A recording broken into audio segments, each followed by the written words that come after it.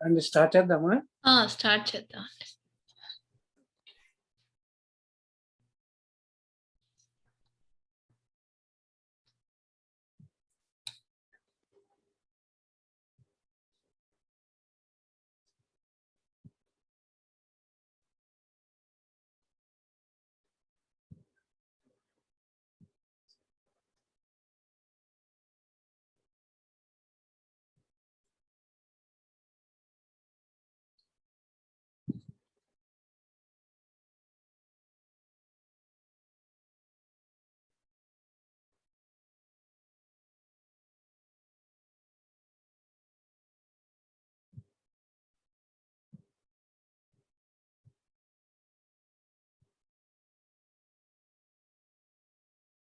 ముందుగా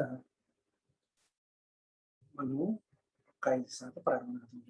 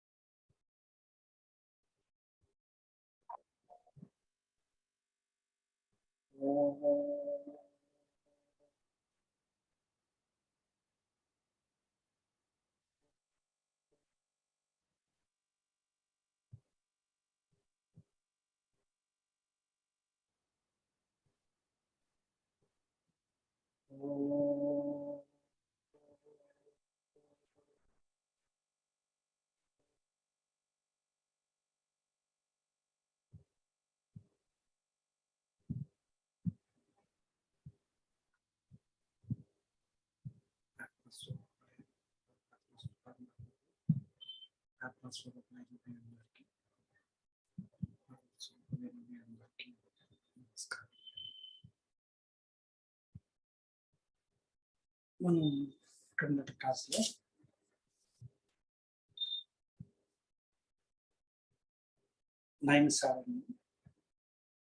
నైమిసారణ్యం యొక్క ఎలా ఉంది ఏంటి అక్కడ ఉన్నటువంటి ప్రకృతిని ఆ అరణ్య ప్రాంతాన్ని వర్ణించి చెప్తాను. నెక్స్ట్ చెప్పుకున్న శ్లోకం ఏంటి? సూత మహాప్రాజ్ఞ నిగమాగమ పారక గురుస్వరూపం స్మాకం బ్రూహి సర్వమాకం అని చెప్పుకున్నాం. ఇంకా మనం నెక్స్ట్ పార్ట్కి ఏంటంటే, సరే మనకి సూత మహామణి మనకి వస్తున్నాడు అని చెప్పి నైమిసారణ్య ప్రాంతానికి సూత మహామణి వస్తున్నాడు అని చెప్పి తెలిసింది. ఆ దీంట్లో నైమిసారణ్య ప్రాంతాన్ని మనం వివరించాము. ఇవాళ ఏం చేద్దామంటే, నైమిసారణ్య ప్రాంతంలో ఉండేటువంటి ఆశ్రమం అంటే సనక సనందాది మహర్షులు ఉండేటువంటి ఆశ్రమ ప్రాంతం ఒక్కసారి చూద్దాం. అంటే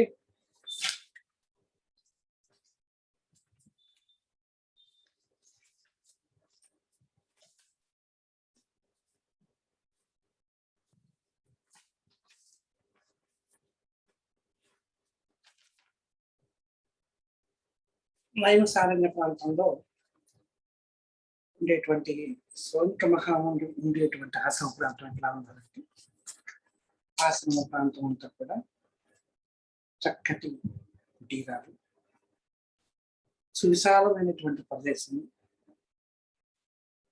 ఆ ప్రాంతంలోనే చక్కటి చిన్నటువంటి మొక్కలు, పూల మొక్కలు. అక్కడే ఆ ప్రాంతంలోనే లతలు అంటే పాకే చెట్లు, తీగ చెట్లు అనమాట. తీగ చెట్లు, పుష్పాలు, పూజకి వాటికి కావలసినటువంటి పుష్పాలు ఇచ్చేటువంటి చిన్న మొక్కలు, అక్కడికి దగ్గరలోనే నదులు, నదీ నదాలు, సెలయేళ్ళు ఉంటూ ఆ ప్రాంతంలో అమాయకపు జీవులైనటువంటి చిన్న ప్రాణులు అయినటువంటి కుందేళ్ళు, ఏడు, తర్వాత నెమళ్ళు ఇవన్నీ కూడా ఆశ్రమ ప్రాంతంలోనే సంచరిస్తూ ఉన్నాయి. ఆ సంచరిస్తూ ఉండటం వల్ల ఆ ప్రాంతం అంతా కూడా ఎలా ఉంది అంటే ఒక రకమైనటువంటి ఆహ్లాదాన్ని కలిగిస్తూ ఆధ్యాత్మిక సంపద అంతా కూడా ఆ ప్రాంతంలోనే ఉందా అన్నటువంటి అనుభూతి కలిగిస్తుంది అన్నమాట. ఆ ప్రాంతంలోనే ఉన్నటువంటి ఆధ్యాత్మిక సంపద ఉంది అంటే అంత గొప్పగా వెలిగిపోతుంది అంటే జ్ఞానము, ఆధ్యాత్మిక సంపద ఎక్కడైతే ఉందో అక్కడ జ్ఞానం కూడా ఉంటుందన్నమాట. జ్ఞానం ఎప్పుడైతే ఉన్నదో అది ఆ జ్ఞానం అనేటువంటిది ప్రకాశిస్తూ ఉంటుంది. ఆ జ్ఞాన ప్రకాశం అంతా అక్కడే ఉన్నదా అనిపిస్తుంది. ఇదొక ఏమైంది, అప్పుడే తెరతెల్లవారుతుంది. ఆ తెరతెల్లవారుతుంది సూర్యోదయం అయ్యేటువంటి సమయం అనమాట అది. ఆ సమయం అయ్యేసరికల్లా ఆ సూర్య భగవానుడు వస్తున్నాడు. ఆయన వచ్చేసరికి వస్తున్నాడు. ఆ టైంలో ఏమైంది అంటే మబ్బులు అవి అడ్డం వచ్చాయన్నమాట. పక్క తప్పుకోండి అని చూసుకుంటూ ఆ సూర్యకిరణాలు వస్తున్నాయి అన్నమాట. వచ్చి ఆ రావటంలో ఏమైందంటే హడావిడిగా అనిపిస్తుంది అన్నమాట. ఏదో కారణం ఉంది. అందుకనే మనం ఎప్పుడైనా ఒక్కసారి ఎక్కడికైనా వెళ్ళాలనుకోండి, ఏదైనా మనం ఎవరినైనా చూడాలనుకున్నప్పుడు గబగబా అందరూ చుట్టూ పోకున్నప్పుడు పక్కకు తప్పుకొని తోసుకుంటూ మనం వెళ్తాం అనమాట. అలాగే ఆయన కూడా ఏం చేస్తున్నాడు అనమాట, ఆ కిరణాలు, సూర్యకిరణాలని ఆ మబ్బును తోసేసుకుంటూ వస్తున్నాడు అనమాట. ఆ తోసుకు రావటం ఒకటి, అక్కడ ఉండేటువంటి అక్కడ ముందు యొక్క ఆ వాతావరణం, ఉన్యాసనం వాతావరణం ఇవన్నీ కూడా ఆ రోజున ఎట్లా ఉన్నదంటే ఎవరి కోసమో ఎవరినో ఏదో మొత్తానికి చూడాలి, ఏదో ఒక కొత్త వ్యక్తిని లేకపోతే ఒక మహానుభావులను లేకపోతే ఒక విశేషమైనటువంటి విషయం జరుగుతుందో దాన్ని చూడాలి, అనుభవించాలి అనేటువంటి ఉత్సాహం, కుతూహలం ఇవన్నీ కూడా బయటపడుతున్నట్టుగా అనిపిస్తుంది అనమాట ఆ టైంలో. ఏమిటి అది? ఏం బయటపడుతుంది? ఎవరి కోసం వెయిటింగా, లేక ఎవరి కోసమైనా వెయిట్ చేస్తున్నారా, ఎదురు చూస్తున్నారా, లేకపోతే ఏదైనా జరగబోతున్నదా విశేషం అంటే ఖచ్చితంగా జరగబోతుంది ఆ రోజు విశేషం. ఏంటయ్యా అంటే ఆ ఆనందం అనమాట. వాళ్ళకి ఆ ఉత్సాహం, ఆనందంలో ఏంటి విశేషం అంటే వాళ్ళలో వాళ్ళు అనుకుంటున్నారట. ఏంటి విశేషం ఎవరికి వాళ్ళు అనుకుంటుంటే ఇవాళ సూత మహాముని వస్తున్నాడట. ఇవాళ ఆయన గొప్ప వేదాంతి, మహా వేదాంగాలు అభ్యాసము, వేదాంగాలు, ఉపనిషత్తులు, పురాణాలు మొదలవన్నీ కూడా మొదలైనటువంటి అన్ని కూడా ఉపాసన పట్టినటువంటి మహానుభావుడు. కనుక ఆయన వస్తున్నాడు, ఆయన్ని చూడాలి. కనుక మనం ముందు ఇప్పుడు చూడలేదు కదా, అటువంటి మహానుభావుని మనం చూడాలి. ఆయన మహాప్రాజ్ఞత కనుక ఆయన వస్తున్నాడు కనుక మనందరం కూడా ఆయన చూసి తరించాలి అనేటువంటి ఆ ఉత్సాహం అనేటువంటిది వాళ్ళలో కనిపిస్తుంది.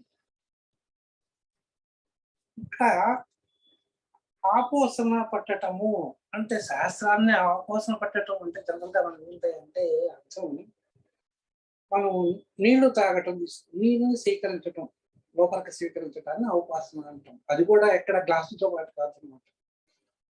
ఒక ఉద్ధరణ తీసుకొని ఆ ఉద్ధరణతో నీళ్ళని చేతిలో పోసుకొని పూజ చేసేటప్పుడు మనం దాన్ని ఉపాసిస్తాం అన్నమాట. అంటే దాన్ని లోపలికి తీసుకుంటాం. ఆ నీళ్లు ఎంత ఉండాలి అంటే మినప కింద మునిగినంత వరకు మాత్రమే తీసుకుంటా ఉంటాం. దాన్ని ఆ లోపలికి తీసుకుంటాం. అంతేకాకుండా దాన్ని అవకాశం పెట్టడం ఉంటుంది. దానికి తోడు ఇంకొకటి ఎక్కడ అంటే మనం భోజనాలు అవి చేసేటప్పుడు ముందుగా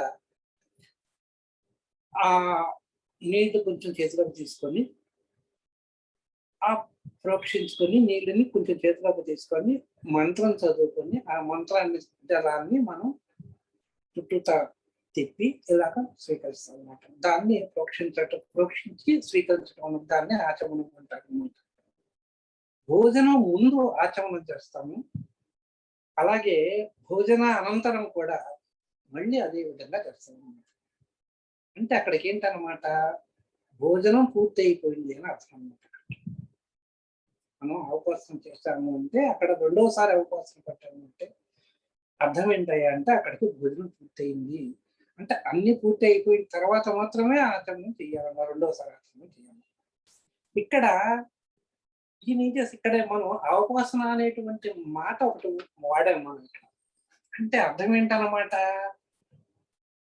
అనేక రకాలైనటువంటి ఆధ్యాత్మిక గ్రంథాలు అంటే వేదాలు, ఉపవేదాలు, పురాణాలు, ఉపనిషత్తులు ఇవన్నీ కూడా అన్నీ కూడా తీసుకొని అవన్నీ కూడా పట్టించి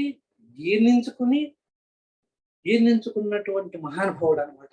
అంటే ఆ జ్ఞానాన్నంతటినీ కూడా తాను గ్రహించినటువంటి ఉంది. ఆయన గ్రహించడానికి ఇంకేమి లేదు అని చెప్పటానికి ఆ విశేషంగా మనం అవకాశం అనేటువంటి మాట వాడబడింది అనమాట.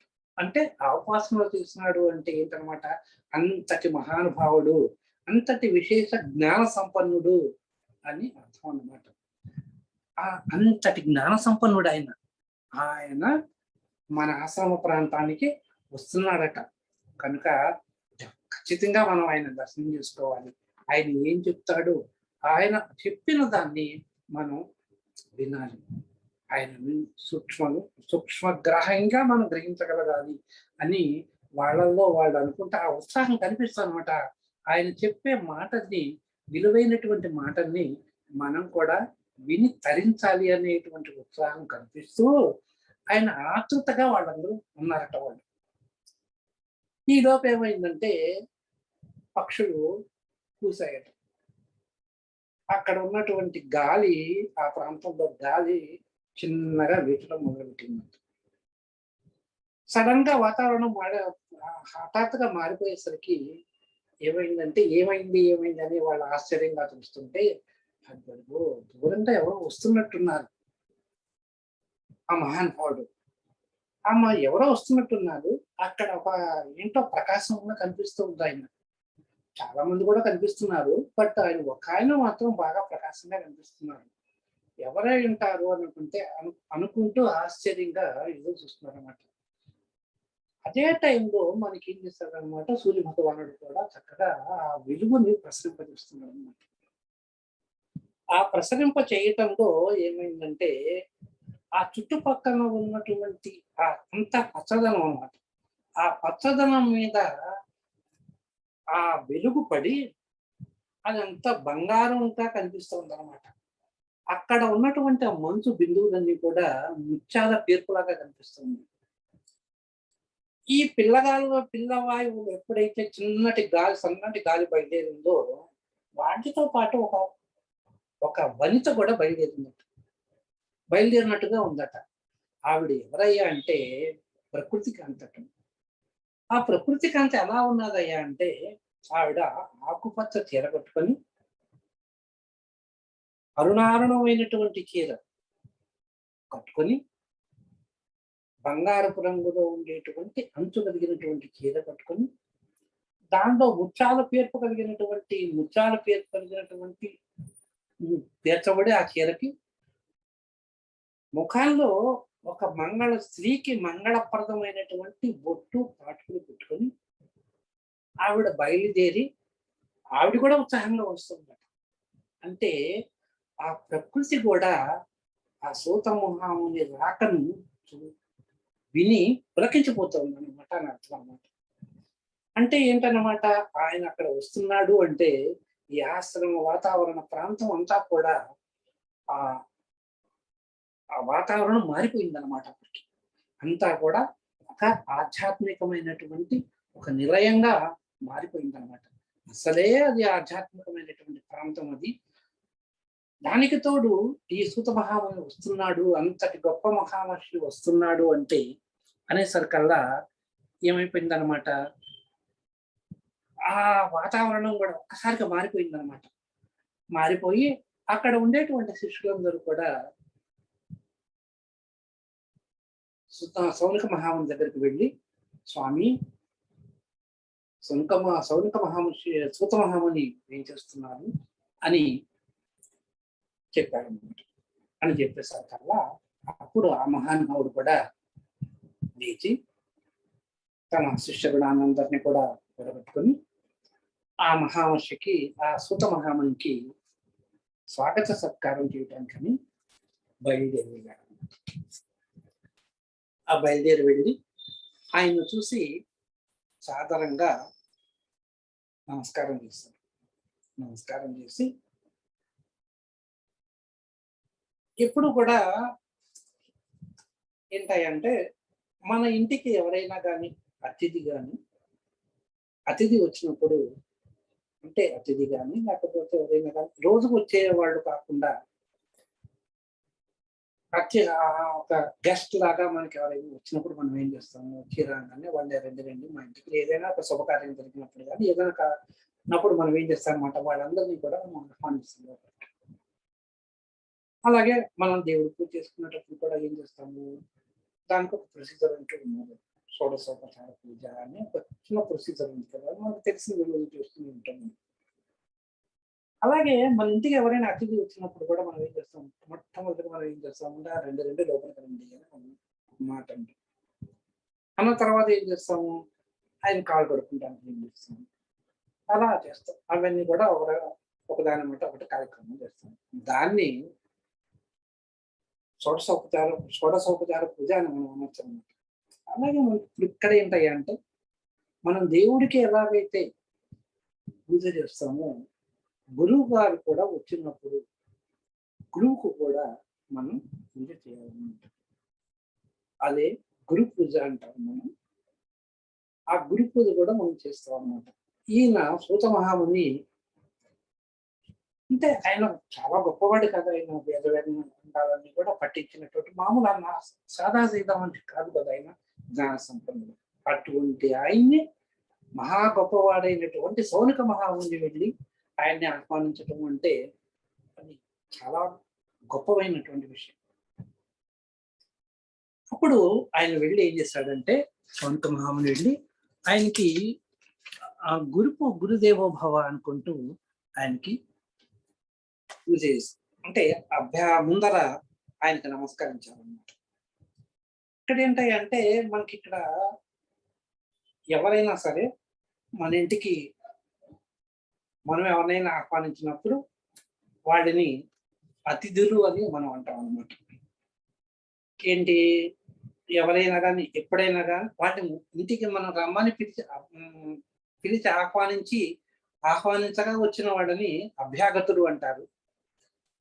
తిథి వార నక్షత్రం లేకుండా సడన్ గా అవేవి చూసుకోకుండా సడన్ గా ఎవరైనా మన ఇంటికి వచ్చారనుకోండి, ఎక్కడికైనా వెళ్తూ కానీ ఏదైనా కానీ చేస్తూ మన ఇంటికి ఎవరైనా కానీ వచ్చారు ఎక్కడైతే, వాళ్ళని అతిథులు అంటారు అన్నమాట. అంటే భోజన సమయానికి ఆల్మోస్ట్ అదే టైంలో మన ఇంటికి వచ్చిన వాళ్ళని మనం అతిథులు అంటాం.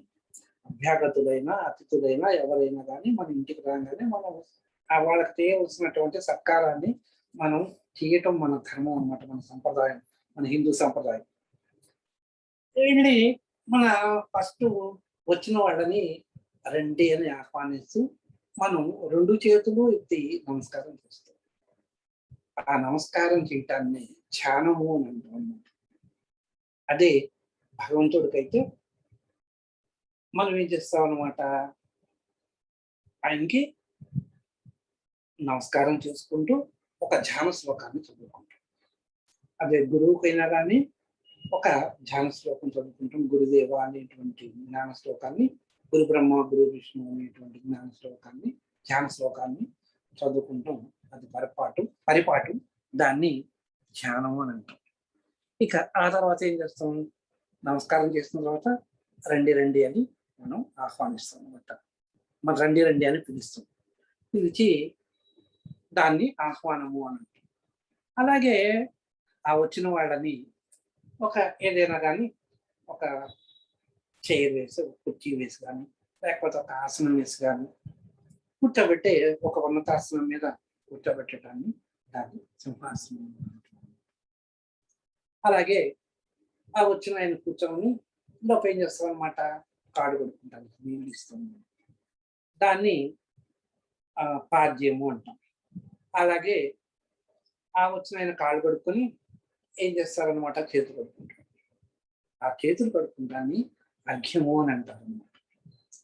ఆ తర్వాత ఏం చేస్తారు, ఆయన చేతులు కడుక్కొని ఆ తర్వాత నోట్లో నీళ్ళు పోసుకొని ఉప్పులు చూపిస్తారు. దాన్ని ఆచమనీయం అంటారు. ఇప్పుడు ఇలా చేయటంలో పూర్వకాలంలో ఏం చేసేవాళ్ళంటే, ఇట్లా వచ్చినటువంటి అతిథులకి ఇప్పుడంటే అనేక రకాలైనటువంటి షాంపూలు వచ్చాయి, ఇవన్నీ వచ్చాయి, బాడీ స్నానం స్నానం చేయడానికి రుద్దుకుంటానికి సోపులు ఇవన్నీ వచ్చాయి. ఇదివరకు కాలంలో అవి ఉండేవి కాదు కనుక వాళ్ళు ఏం చేశారంటే పళ్ళ రసాలు తీసుకొని ఆ పళ్ళ రసాలని స్నానం చేయడానికి అని ఇచ్చారనమాట. దాన్ని మనం పంచామృతాలు అని అంటాం అన్నమాట. ఆ పంచామృతాన్ని చేయటంతో స్నానం చేస్తే ఆ ఒంటికి ఒక దివ్యమైనటువంటి కాంతి వస్తుంది అనమాట. దాన్నే పంచామృత స్నానము అంటారనమాట. ఆ పంచామృత స్నానం చేసిన తర్వాత మామూలు నీటితోటి స్నానం చేస్తాడు. దాన్ని స్నానము అని అంటారు అనమాట.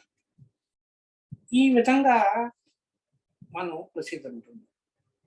మనం ఈవెన్ మనం ఇప్పుడు కూడా మనం దేవుడికి పూజ చేసేటప్పుడు పంచామృత స్నానం సమర్పయామి అని అంటాం. పంచామృత స్నానం దాంట్లో ఏం చేస్తాం అనమాట, పళ్ళు, చక్కెర, తేనె, పెరుగు, పాలు, ఇవి 5 రకాలైనటువంటి పదార్థాలను మనం కలిపి దేవుడికి అభిషేకం చేస్తాం. అభిషేకం అంటే భగవంతుడికి చేసే స్నానాన్ని చేయించేటువంటి స్నానాన్ని అభిషేకం అని అంటాం. మామూలుగా మిగతా వాళ్ళ దాన్ని మాత్రం స్నానం అనేటువంటి పదాన్ని మనం వాడతాం అన్నమాట. అక్కడ భగవంతుడికి చేసేటువంటి స్నానాన్ని అభిషేకం అంటాం కనుక ఆ అభిషేకాన్ని మనం జనరల్ గా మంత్రపుష్పంతో చేస్తాం అన్నమాట. మంత్రపుష్పంతో స్నానం చేస్తాం. తర్వాత అదే స్త్రీ దేవతామూర్తులు అయితే మనకి ఎక్కువగా స్త్రీ సూక్తంతో, పురుష సూక్తంతో, స్త్రీ సూక్తంతో పూజ అది అభిషేకం చేయడం అనేటువంటివి ఉన్నాయి. అభిషేక మంత్రాలు కూడా విడిగా ఉన్నాయి. దాన్ని మనం అక్కడ అభిషేకం అంటాం. భగవంతుడికి చేసేదాన్ని అభిషేకం అంటాము. ఇక్కడ మామూలుగా చేసేదాన్ని స్నానం అని మనం అంటాం. ఈ స్నానం అయిపోయిన తర్వాత మనం 2 వస్త్రాలు ఇస్తాం.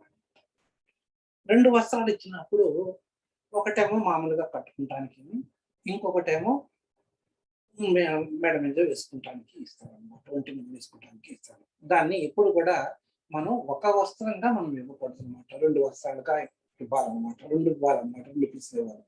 దాన్నే వస్త్ర యజ్ఞము అని అంటాం అన్నమాట.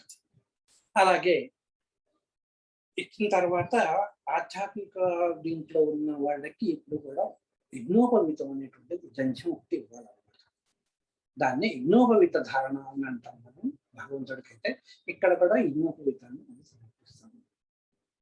ఆ తర్వాత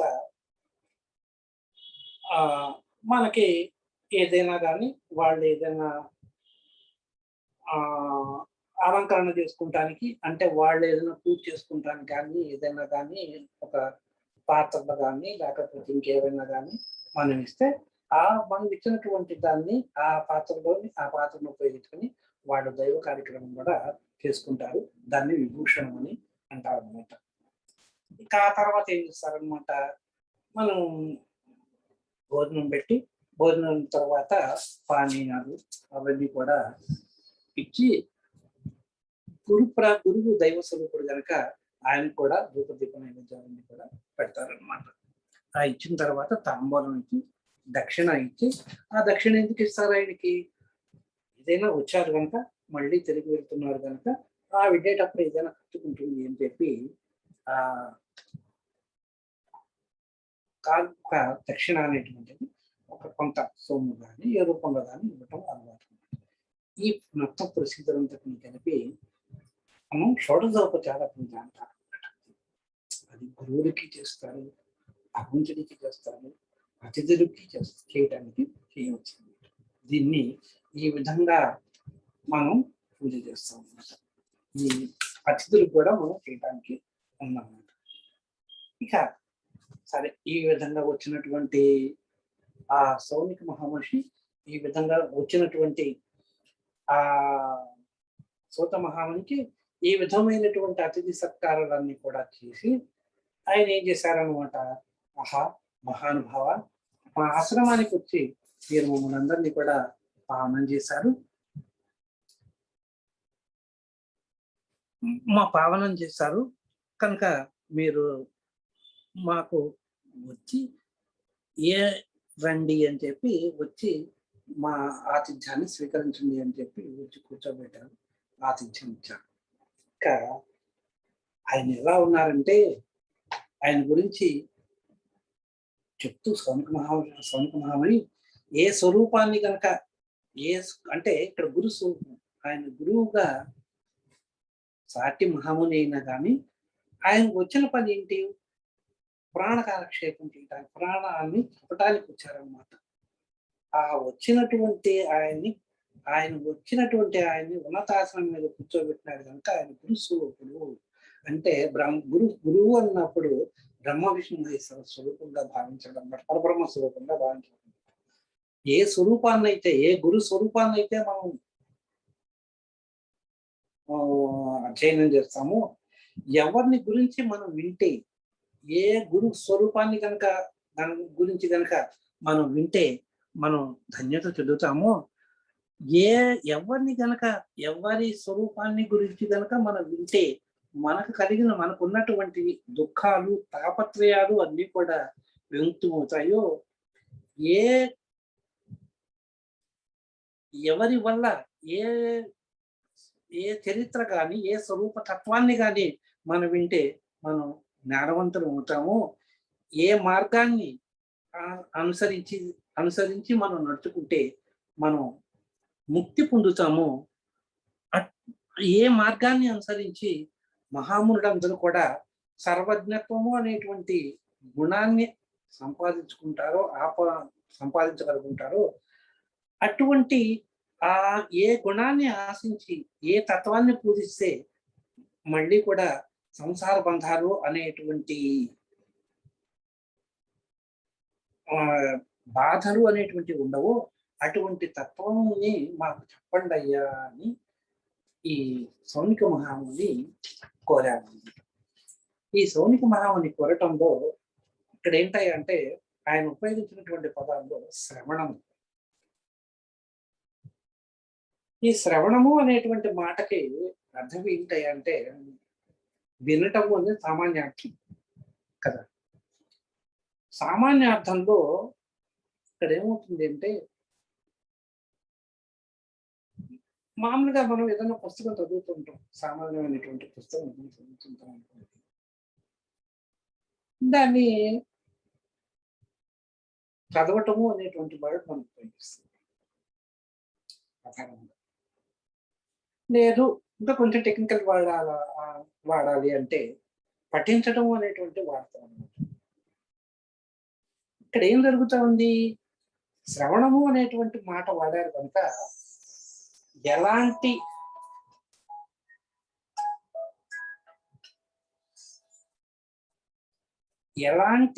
సర్వ వేదాంత తత్వంతో కూడుకున్నటువంటి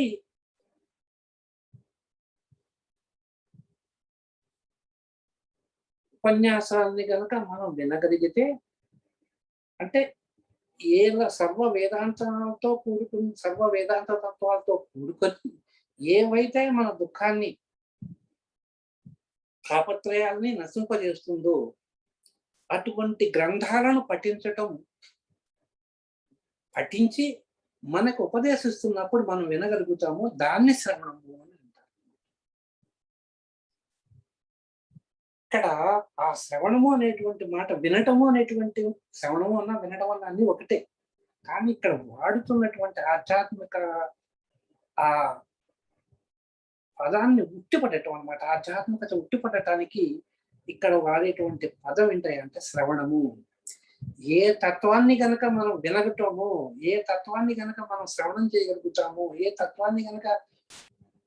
తత్వాన్ని విని మనం జ్ఞానాన్ని పొంది మనం తరించగలుగుతాము, అటువంటి తత్వాన్ని మాకు ఉపదేశించవయ్యా మహానుభావ అని తత్వాన్ని ఉపదేశించగలిగేటువంటి శక్తి కలిగినటువంటి వాడు అయ్యా నీవు అని సూతమహారాజుని అడుగుతున్నాడు అనమాట. అలాగే మనకి ఇక్కడ ఇంకొక వర్డ్ వాడారు ఆయన. ఏంటయ్యా అంటే దుఃఖాలు లేదా తాపత్రయాలు అని. ప్రతి మనిషికి తత్వము, ప్రతి మనిషికి తాపత్రయం ఉంటుంది. ఏ మనిషి అయినా కానీ దుఃఖపడుతూ ఉంటాడు. అది వాళ్ళ వాళ్ళ పూర్వజన్మ సుకృతం వల్ల కానీ వచ్చినటువంటి కర్మల వల్ల ఆ దుఃఖం కానీ తాపత్రయం కానీ కలుగుతూ ఉంటుంది. మనకి ముఖ్యంగా 3 రకాలైనటువంటి తాపత్రయాలు కానీ దుఃఖాలు కానీ ఉంటాయి. ఏంటంటే ఒక తత్వం ఏంటంటే ఆధ్యాత్మిక తాపము లేదా దుఃఖము అని అంటాం. ఇవేంటంటే మానవ శరీరం ఆయుర్వేద పరంగా మనం ఆలోచిస్తే వాతము పిత్త శ్లేషము అనేటువంటి 3 గుణాలతో కూడుకున్నటువంటి శరీరం ఉంది. ఇవన్నీ కూడా మన దేహంలో ఏ సమపాళ్లలో కనుక ఉంటే, అంటే ఏ పాళ్లలో ఉండవలసినవి ఆ పాళ్లలో ఉంటే మనకి ఇబ్బంది, మనకి ఏ రకమైనటువంటి వ్యాధులు కానీ రోగాలు కానీ అంటారు. వీటిల్లో కనుక హెచ్చుతగ్గులు కనుక కలిగే లెక్కనైతే ఆ సంబంధమైనటువంటి రోగాలు వచ్చి మనల్ని, వ్యాధులు కానీ వచ్చి మనకి సంక్రమించడానికి అవకాశం ఉందన్నమాట. ఇటువంటి కారణాల వల్ల, వాత పిత్త కఫ కారణాల వల్ల వచ్చేటువంటి వ్యాధుల వల్ల వచ్చేటువంటి జ్వరం కానీ, తలనొప్పి కానీ, ఇతరమైనటువంటి వ్యాధులన్నీ కూడా వచ్చి అవన్నీ ఏం చేస్తాయంటే మనం భరించలేనటువంటి, అవి మనల్ని అనుభవింపజేసి అవి మనం భరింపాలనేటువంటిగా ఒక్కొక్కసారి చేయడానికి అవకాశం ఉంది. దానివల్ల కలిగేటువంటి దుఃఖాన్ని లేదా తాపత్రయాన్ని మనం ఆధ్యాత్మిక తాపం అని మనం అంటాం అన్నమాట. అలాగే కొంతమంది పుట్టు గుడ్డివాడు కానీ, పుట్టి మూగవాడు కానీ, లేకపోతే ఇంకా అలాంటి ఉన్నటువంటి వాళ్ళు అంటే బాహ్యేంద్రియములకు కలిగినటువంటి లోపం అన్నమాట. అది ఆ లోపం ఉన్నటువంటి వాడు అనుభవించేటువంటి బాధ కానీ, దానివల్ల కలిగేటువంటి బాధను కానీ, మనం దుఃఖాన్ని కానీ, దాన్ని కూడా మనం ఆధ్యాత్మిక తాపత్రయం అని కానీ, ఆధ్యాత్మిక దుఃఖం అని కానీ మనం అంటాం. ఇక ఇంకోటి ఏంటంటే రెండోది ఆది భౌతిక తాపం. ఆది భౌతిక తాపంలో మనకి పంచభూతాలు అనేటువంటి ఉన్నాయి. ఏంటవి? ఆకాశము, భూమి, వాయువు, జలము,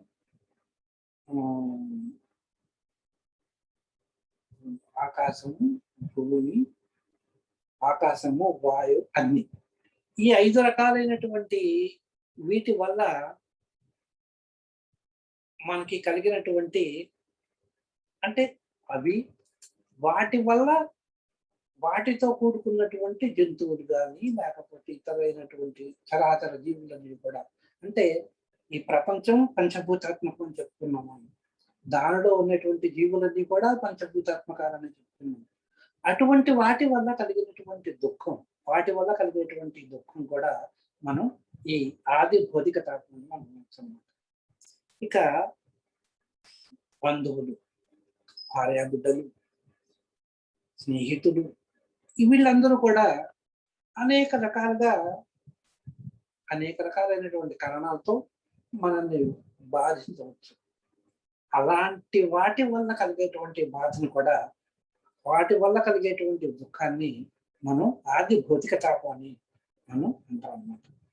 ఇక్కడ సంసారము అనేటువంటి ఒక వర్డ్ ఉంది. వీటన్నిటిని కూడా భార్య, బిడ్డలు ఇవన్నీ కూడా సంసార బాధలనే చెప్పుకుంటాం. కానీ సంసారము అంటే ఇంకొక అర్థం కూడా ఉంది. ప్రపంచాన్ని కూడా, విశ్వం కూడా ప్రపంచం అంటాం. అంటే సంసారము అన్నప్పుడు ఇంట్లో ఉన్నటువంటిది ఒక చిన్న విశ్వం అన్నమాట. ఇంట్లో ఉండేది ఎవరు? భార్య, బిడ్డలు, తల్లి, తండ్రి, వీళ్ళు ఉంటారు. వీళ్ళ వల్లే ఇది ఒక చిన్న ప్రపంచం. అదే విశ్వము అనేటువంటి ఈ ప్రపంచంలో విశ్వం అని కనుక మనం తీసుకున్నట్టయితే విశ్వం కూడా అతిపెద్ద సంసారం అవుతుంది. అనేక సంసారాల వల్ల కూడినటువంటి సంసారం అనేటువంటి దాన్ని కూడా మనం అనుకోవచ్చు అన్నమాట. అటువంటి అంటే విశ్వంలో కలిగినటువంటి ఈ జీవుల వల్ల కూడా మనం కలిగేటువంటి బాధను కూడా మనం ఆది భౌతిక తత్వం అని మనం అనుకోవచ్చు అన్నమాట. ఇక ఇంకొకటి ఏంటంటే అంటే ఆది దైవం. ఆది దైవత తాపం దుఃఖం అనేది ఉంది. అదేంటంటే ప్రకృతి వైపరీత్యం అంటే తుఫానులు కానీ, భూకంపాలు కానీ, అగ్ని ప్రమాదాలు కానీ ఇలాంటి వాటి వల్ల కలిగేటువంటి దుఃఖాన్ని ఆది దైవ తాపం అని కానీ ఆది దైవిక దుఃఖం అని కానీ అంటారు అనమాట. ఇక ఈ తాపత్రయాలన్నీ కూడా మనకి ఈ తాపత్రయాలన్నిటినీ మనం పరిగణలోకి తీసుకొని వాటి యొక్క లక్షణాలను తీసుకొని వాటన్నిటికీ మన దేహం సాక్షిభూతం కాదు, మన దేహేంద్రియాలు కానీ ఇవన్నీ కూడా మనకి సాక్షిభూతాలు కాదు అని ఎవడైతే భావించుకుంటాడో వాడే ముక్తిపరుడు అవుతాడు అని శాస్త్రం చెప్తుంటున్నమాట. వాటన్నిటిని కూడా అధిగమించి వాటి వల్ల కలిగేటువంటి బాధలన్నింటినీ కూడా అధిగమించి మనం ఎవరైతే ఉండగలుగుతాడో అంటే చరించగలుగుతాడో ఈ లోకంలో అతడే ముక్తిప్రదుడు అనేటువంటి మాట అని అంటారు అన్నమాట. ఇక సరే, ఇప్పుడు మనం అసలు కథ ఉందాం. సూత మహాముని వచ్చారు. ఈ సీత మహాముని ఈ సౌనిక మహాముని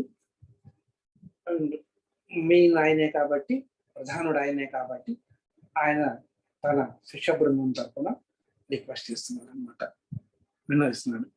గుహ్యాన్ గుహ్యతమం సారం విగీత విశేషత తత్ప్రాసాదాచ్చ శ్రోతవ్య తత్సర్వం గూఢి సూత అంటే ఓ సూత మహర్షి, రహస్యాల్లో కల్లా రహస్యమైనటువంటిది, గొప్ప దాంట్లో కల్లా గొప్పదైనటువంటిది ఏదైతే ఉందో అంటే గొప్ప దాంట్లో కల్లా గొప్పదైనటువంటి శాస్త్ర విజ్ఞానం. మనం ఇప్పుడు ఉన్నటువంటి మనకున్నటువంటి అంశం విజ్ఞానాంశం కనుక, జ్ఞానాంశం కనుక ఏ గ్రంథం తీసుకున్నా కూడా ఆ గ్రంథంలో కొంత జ్ఞానం ఉంటుంది. ఆ గ్రంథాల్లో కల్లా వచ్చినటువంటి జ్ఞానంలో కల్లా ఎప్పుడైతే ఒక పుస్తకాన్ని మనం పఠిస్తున్నామో చదువుతున్నామో దాంట్లో కొంత విశేషం అనేటువంటిది ఉంటుంది. అదే దాని యొక్క గొప్పతనం. కొన్ని ఇంపార్టెంట్ అంటే మనం ఇంగ్లీష్లో చెప్పాలంటే కొన్ని ఇంపార్టెంట్ పాయింట్స్ అంటున్నాం. ఆ ఇంపార్టెంట్ పాయింట్స్ ఏవైతే ఉంటాయో అవన్నీ కూడా ఏంటన్నమాట అంటే ఈ ఆధ్యాత్మిక కనుక అవి మర్మగర్భంగా ఉంటాయి అన్నమాట. ఆ మర్మగర్భంగా ఉండేటువంటి విశేషాన్ని కనుక దాంట్లో నుంచి తీసుకొని మనం చదవగలిగితే అది రహస్యము అని చెప్తాం అన్నమాట. ఆధ్యాత్మిక పరిభాషలో ఆ రహస్యము అని చెప్పచ్చు అన్నమాట. అట్లాంటి రహస్యాలైనటువంటి అట్లాంటి గొప్పదనమైనటువంటి అన్నిట్లో కల్లా అంటే శాస్త్రంలో కల్లా గొప్పదైనటువంటిది, ఘనమైనటువంటిది ఏదైతే ఉన్నదో, రహస్యాల్లో కల్లా రహస్యమైనటువంటి శాస్త్రం ఏదైతే ఉన్నదో అది అంతేకాదు చాలా శ్రేష్టమైనది కూడాను. ఆ శ్రేష్టమైనటువంటి గురుగీత అనేటువంటి గ్రంథాన్ని, దాని యొక్క సారాన్ని, దాని యొక్క తత్వాన్ని మాకు ఉపదేశించి మమ్మల్ని తరింపచేయవయ్యా మహానుభావ అని ఆ సూత మహాముని వేడుకుంటున్నాను. ఇది సంప్రాప్త్య సూతో ముని సంఘైర్ముహుర్ముహు కుతూహలేన మహత ప్రోవాచ మధురం వచ. ఇక అలాగా ఎప్పుడైతే బాబు స్వామి ఎవరి వల్ల ఏ జ్ఞానం వల్ల మేము తరిస్తాము, ఎవరి వల్ల మేము తరించగలుగుతాము, ఏ తత్వం విన వల్ల మాకు జ్ఞానం సంప్రాప్తం అవుతుంటుందో ఆ జ్ఞానాన్ని మాకు ప్రసాదించవయ్యా. దేని ద్వారా ప్రసాదించమని అడుగుతున్నారు? గురుగీత అనేటువంటి జ్ఞానాన్ని, గురుగీతలో ఉండేటువంటి జ్ఞాన సారాన్ని మాకు ఉపదేశించవయ్యా అని ఎప్పుడైతే మహానుభావుడైనటువంటి సూత మహాముని అడిగాడో, ఈయన సౌనిక మహామహర్షి సూత మహాముని అంత ఉత్సాహం కలిగాను అనమాట. ఆహా, ఇంత ఉత్సాహంగా వీళ్ళందరూ కూడా అడుగుతున్నారు అంటే అక్కడ ఉండేటువంటి ఆ ఆ ఉత్సాహం అనేటువంటి అడగటంలో ఉండేటువంటి కుతూహలం కానీ ఉత్సాహం కానీ ఆయన ఒక్కళ్ళలోనే కాదు శ్రముఖ భాముడు ఆ ప్రాంతంలో ఉండేటువంటి మునిగణాలు అందరిలో కూడా ఆ ఉత్సాహం కనిపిస్తుంది అనమాట. ఆ ఉత్సాహం కనిపించటం వల్ల ఈయన మహదానందభరితుడైనాడు అనమాట. విశ్వత మహానందభరితుడే. ఆహా, అంటే అట్లాంటప్పుడు ఏమవుతుందంటే ఆహా మనసులో అనుకోవచ్చు అనమాట, ఇంతమంది అడుగుతున్నారు కనుక అంతటి గొప్ప శాస్త్రాన్ని నేను వినిపించే భాగ్యం నాకు కలిగింది కనుక దాని ద్వారా అది చెప్పటం ద్వారా నేను ధన్యుడవుతాను అని మనసులో అనుకుంటూ దాని వల్ల కలిగినటువంటి ఆశ్చర్యం ఏదైతే ఉన్నదో దాన్ని వ్యక్తపరుచుకుంటూ తన ఉపన్యాసాన్ని తను ఏం చెప్పాలనుకున్నాడో గురుగీత గురించి అది చెప్పాలని ఇక మొదలు పెట్టబోతున్నాడు అనమాట. ఈ విషయాన్ని మనం రేపటి నుంచి సూత మహాముని ఏం చెప్పాడు అనేటువంటిది రేపు తెలుసుకుందాము. రేపటి నుంచి తెలుసుకుందాం అన్నమాట. గురుగీత, యాక్చువల్ గురుగీత అనేటువంటిది రేపటి నుంచి తెలుసుకుందాం. ఇక్కడ ఇంకొకటి ఏంటంటే సర్వజ్ఞత్వము అనేటువంటిది. అంటే గురుగీత యొక్క మహత్యం ఏంటంటే ఏ గురువు అంటే గురువు యొక్క మహత్యం గురించి చెప్తూ గురుతత్వం ఏం చెప్తుందని, ఏ మహాముని వల్ల ఏ మునులందరూ కూడా సర్వజ్ఞత్వాన్ని ఆపాదించుకోగలిగినారో, సర్వజ్ఞత్వము అనేటువంటిది మనం ఇదివరకు ఆల్రెడీ మనం చదువుకున్నాం. సింపుల్ గా ఒకే ఒక్క వర్డ్ లో చెప్పాలంటే సర్వజ్ఞత్వము అనేటువంటిది సమస్తము తెలుస్తుంది అన్నమాట. అంటే గురువుని కనుక మనం ఉపాసించగలిగినట్టయితే, గురువు యొక్క ఉపదేశాన్ని మనం విని ఆయన ఏం చెప్పాడో గురువుని స్మరించుకుంటాం వల్ల మనకి అన్ని విషయాలు తెలుస్తాయి అనేటువంటి వర్ణ తెలిపేదే సర్వజ్ఞత్వం. ఇలాంటి గొప్ప మహిమ కలిగినటువంటి గొప్ప శ్రేష్టమైనటువంటి ఈ గురుగీత యొక్క గురుతత్వాన్ని ఉపదేశించేటువంటి గురుగీతని నెక్స్ట్ క్లాస్ లో నుంచి మనం అవిరామంగా చదువుకుందాం.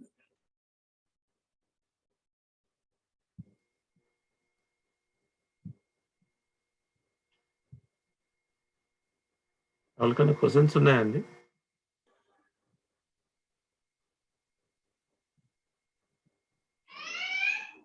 గురుగారు చెప్పండి సార్. సార్ ఒక్కసారి అవపోసన గురించి ఒక్కసారి మళ్ళీ వివరించరా కొంచెం? మనం భోజనానికి ముందు దోసిట్లు అంటే చేతిలో నీరు తీసుకొని దాని చుట్టూత 3 సార్లు తిప్పి మంత్రం చేత మనం స్వీకరిస్తాం. మనం అవునండి తీసుకొని ఆ తర్వాత 3 సార్లు 5 సార్లు మనం అన్నాన్ని మనం తీసుకుంటాం అన్నమాట. అది ఫస్ట్ అపోసనము అంటారు మొదటి దాన్ని. అలాగే ఆ చివరలో భోజనం అంతా పూర్తి అయిపోయిన తర్వాత అన్నీ తినేసిన తర్వాత ఆహార పదార్థాలన్నీ కూడా మనం స్వీకరించిన తర్వాత చివరిలో కూడా మళ్ళీ ఇంకొకసారి మనం తీసుకొని చేతిలోకి నీరు తీసుకొని ఆ నీరుని మళ్ళీ చుట్టూతా తిప్పి ఆ నీరుని మళ్ళీ మనం స్వీకరిస్తాము. ఆ స్వీకరించి దాన్ని మళ్ళీ దాన్ని పునరావసనం అంటాం మనం. అలా చేస్తే ఏంటంటే అప్పటికి మనం భోజనం పూర్తి చేసాము అని అర్థం అన్నమాట. అలాగే మనం దీంట్లో కూడా ఇక్కడ కూడా ఏం చేస్తాం అనమాట, అది భోజనానికి సంబంధించినంత వరకు. ఇక్కడ మనం ఆచమనం చేయటం అంటాం. అదే ఒక ఇది తీసుకొని నీరు తీసుకొని మినపగింజ మునిగేటంత వాటర్ తీసుకొని ఆచమనం చేస్తాం మనం. ఆచమనం చేసి మనం పూజ మొదలు పెడతాం అన్నమాట. కేశవనామాలతోటి మనం 12 నామాలు చదువుకొని మనం పూజ మొదలు పెడతాం అన్నమాట. ఆ తర్వాతే సంకల్పము అవన్నీ మనం చేస్తుంటాం. అది ఆచమనం అంటాము, ఇక్కడ అవపోసనము అని అంటాము.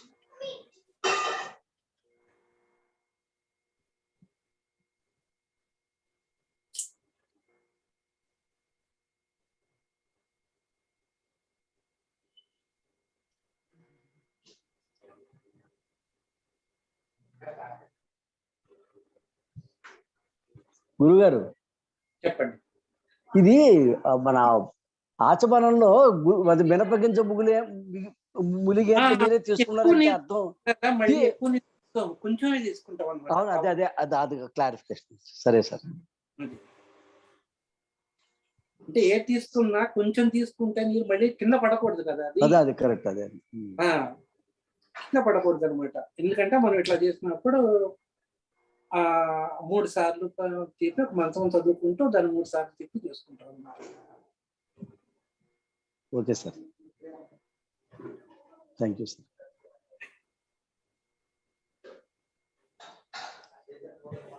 ఇంకెవరికైనా క్వశ్చన్స్ ఉన్నాయండి?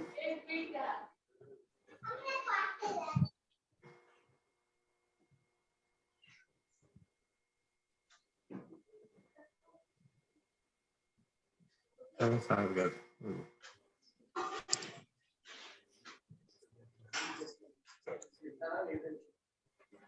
ఓం శాంతి.